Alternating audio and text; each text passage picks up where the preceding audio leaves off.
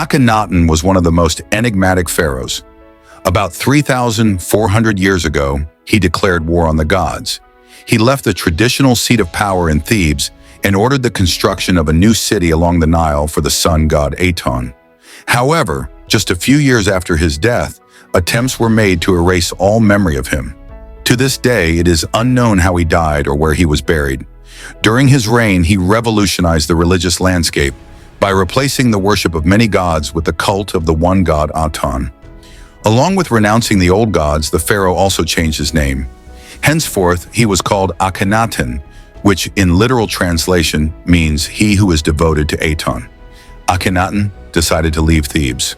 The Aten cult is often considered one of the earliest instances of monotheism in recorded history. Akhenaten emphasized the singular worship of Aten, relegating other gods to secondary status or even eradicating their names and images. Aten was symbolized by the sun disk with extended rays ending in hands, each of which held Ankh symbols representing life. This distinctive iconography highlighted the life-giving and benevolent nature of the sun as the source of energy and sustenance.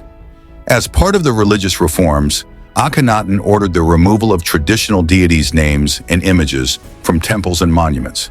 This iconoclasm was a significant departure from the rich Egyptian artistic traditions that had depicted various gods and goddesses for centuries.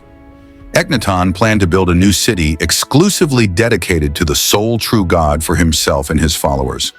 He discovered the perfect location for the new capital city along the Nile a few weeks later. In the 8th year of Pharaoh Akhenaten's rule, the new capital was solemnly inaugurated.